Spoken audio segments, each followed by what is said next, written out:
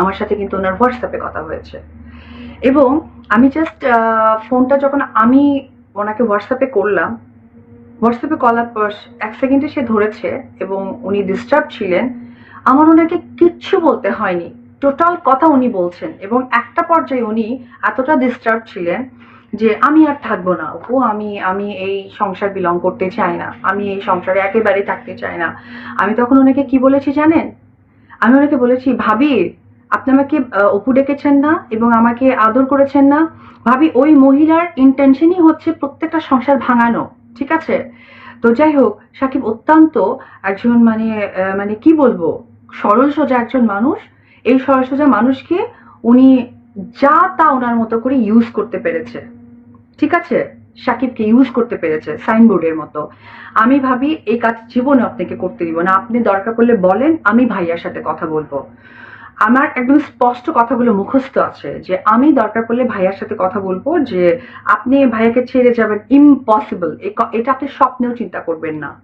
আমি যে কাজটা করেছি, আমার তো রাগের জায়গাটা অনেক বেশি, যার কারণে আজকে পর্যন্ত আমার পরিবারের মানুষ, আমার শাশুড়ি, আমার ননদ, আমার সবাই আমাকে এই কথাটাই বলে যে তোমার রাগটা আসলেই কন্ট্রোল করা দরকার, সিচুয়েশন ওয়াইজ সেটাকে প্রেজেন্ট করা দরকার। তো সেই জায়গা থেকে ভাবে এটা আমি কখনোই ইয়ে করতে দিব না। আপনি কিন্তু নেভার এই এই এই কাজ যদি করছেন, আমি কিন্তু আপনার ফোনটা এক্ষুনি কেটে দিব। তখন ভাবি বলছে, অপু তুমি বুঝতে পারছো না, আমি জাস্ট নিতে পারছি না, আমি কি করতে পারি? আমি ভাবি কুল। এরপর আমি যখন বললাম ওনাকে, আচ্ছা ভাবি একটা কাজ করি, আমি ভাইয়ের সাথে কথা বলি, তখন ভাবি আমাকে রিপিট করলেন যে অপু তোমাকে যে পরিমাণ তার কাছে খারাপ বানিয়েছে, তুমি কি কথা বলবা? তোমার তো স্পেসে রাখিনি, তোমার তো স্পেসে রাখিনি। এবং আমার বাচ্চাকে নিয়ে সে বাজে মন্তব্য করেছে। পরবর্তী সময়ে সাকিব কিন্তু আমাকে এই কথাটাও বলেছে যে আমার বাচ্চা মোটু, আমার বাচ্চার কথাবার্তা, আমার বাচ্চা এটা সে পছন্দ করে না। তো সাকিব তো বাবা, হ্যাঁ সাকিব তো বাবা, বাবার তো আর কোনো রং হয় না, স্টার হয় না, সুপারস্টার হয় না, বাবা তো বাবা। বাবাদের কাজ যে আমার ছেলে যখন তার সাথে খেলাধুলা করে তখন সে মাটিতে বসে থাকে, আমার ছেলে যখন তার ঘাড়ে ওঠে তখন সে ঘাড় নুয়ে পড়ে।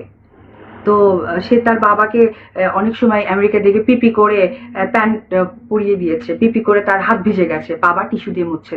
বাবার বাবা, সেখানে কোনো স্টার কে কি এটা তো থাকে না। সে বাবার কাছে একটা বাচ্চাকে নিয়ে বাজে মন্তব্য করেছে। এই কথাগুলো আসলে আমি বলতে চাইনি, এটা একান্তই পারিবারিক। আর একটা কথা এবার বলি, ভাবি যেটা বলছিলেন যে আমি তাকে প্রশ্ন করছিলাম, যে আমার প্রশ্নটাই উনি হচ্ছে বলছিলেন, এবং উনি বাচ্চাদের মতো করে বলছিলেন। ভাবি আপনি অসম্ভব মেধাবী এবং অনেক স্ট্রং পার্সোনালিটির মানুষ। আমি আপনাকে রেসপেক্ট করি বিকজ অফ আপনি আপনার ফ্যামিলি, আপনার হাজবেন্ড, পরিবারকে সম্মান করেন। তার জন্য অকারণে নির্দোষ একটি মেয়ের সম্মানে কেন আপনি নষ্ট করবেন ভাবি? এটা আমি ছোট মনে হয় আপনার কাছে প্রশ্ন। আর যারা অন্যায় করে আর অন্যায় যে সহে, তারা তো সেম। আমি কিন্তু কখনোই মহিলাটাকে ভালো বলিনি এবং বলবোও না, কারণ যে খারাপ সে শুধু আমার সংসার না, সে মনিভাবে সংসার ভিজিবল এরকম আরো অনেক সংসার আছে। আমি বগুড়ার মেয়ে, বগুড়া সংক্রান্ত অনেক সংসার আছে, সেখানে উনি টার্গেট করেছে। হয়তোবা অনেকেই হয় কি যে কথাগুলো বলতে চায় না পরিবারের স্বার্থে, আমিও ডিসক্লোজ করতে চাই না, কারণ তাদের পরিবারকে আমি রেসপেক্ট করি, কারণ আমি একজন পারিবারিক মেয়ে, এটাই আমার পরিবারের শিক্ষা। ভাবি তো আমাকে না, ভাবি তো সাকিবকেও ফোন করেছে এবং সাকিবকে ফোন করার সময় সাকিব যখন ধরছিল না, তখন ভাবি আমাকে বারবার বলছিলেন যে ও তো ফোন ধরছে না, ও তো ফোন ধরছে না। তখন আমি বেশ কয়েকবার সাকিবের নাম্বার এনশিওর করেছি। আমি আপনাদেরকে দেখাই,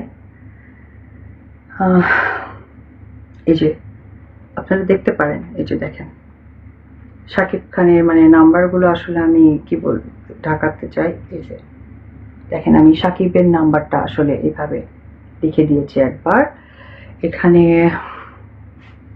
আচ্ছা আমি এইভাবে দিয়ে দিই, এই যে দেখেন আমি সাকিবের নাম্বারটা তাকে আমি দিয়েছি। এরপর এরপর যখন তাকে কন্ট্রাক্ট করতে পারছে না, ঠিক ঠিক আবার সে বলেছে যে আমি আমি বুঝতে পারছি না, মানে নাম্বার কি সঠিক নাকি বুঝতে পারছি না।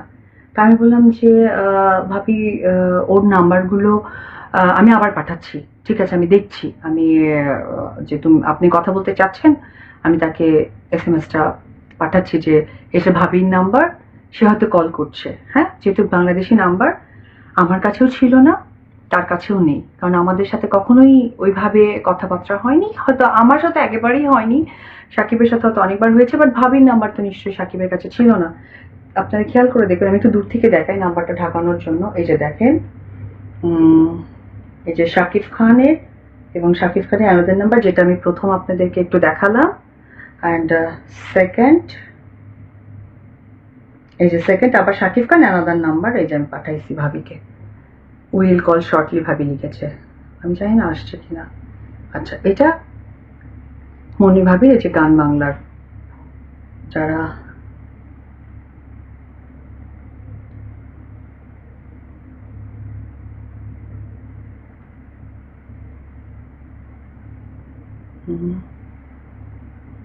এই যে এটা ভাবির হোয়াটসঅ্যাপ নাম্বার।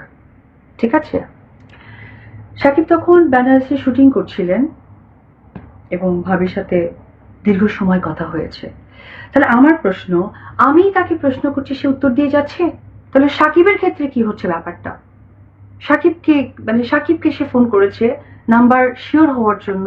আমি তাকে আরেকবার নাম্বার দিয়েছি, সাকিবের দুটো নাম্বার হোয়াটসঅ্যাপ, আমি দুটো নাম্বারই তাকে দিয়েছি। আর আমি সাকিবকে এসএমএস সেন্ড করেছি যে ভাবি কথা বলতে চাই, ভেরি ইমার্জেন্সি।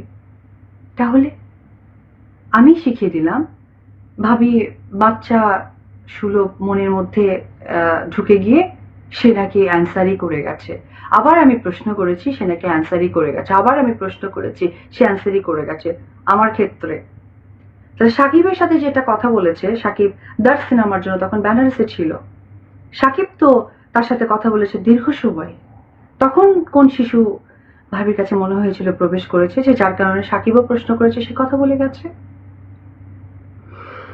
আরেকটি কথা, উপস্থাপক ভাইয়া, আমি আপনাকে উদ্দেশ্য করে কথা বলি।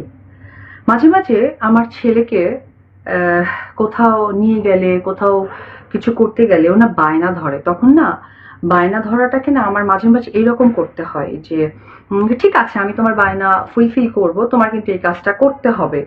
তো ফুলফিল করার জন্য আমার বাচ্চা একটু কিন্ডার জয় পছন্দ করে, যেহেতু ওখানে কিন্ডার জয়ে কিছু চকলেটও থাকে অ্যান্ড গেমস থাকে, কিছু খেলনা থাকে।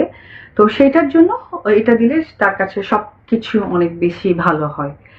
তো সেক্ষেত্রে আমার বাচ্চাকে ধরেন আমি বাইরে নিয়ে যাই, 5 মিনিট পরে আবার বলে মম কিন্ডার জয় দিবে না, আবার 3 সেকেন্ড পরে আবার বলে মম কিন্ডার জয় দিবে না। তো উপস্থাপক ভাইয়ের ক্ষেত্রে এমনটা ছিল যে বসার পরেই খুব সুন্দর আপনাদের অ্যানিভার্সারি, খুব সুন্দর বলতে, আচ্ছা আপনি যদি কোন পয়েন্টে যেতে চান, ওই যে অপবিশ্বাস মানে কি? আমি আপনার পরিবার, আপনার ওয়াইফ কাউকে নিয়ে কথা বলেছি? আমি তো আপনার সাথে কথা বলিনি। আরেকটি কথা, অপবিশ্বাসের কি শাস্তি হওয়া উচিত? এটা, এই ওয়ার্ডটা কেন আপনার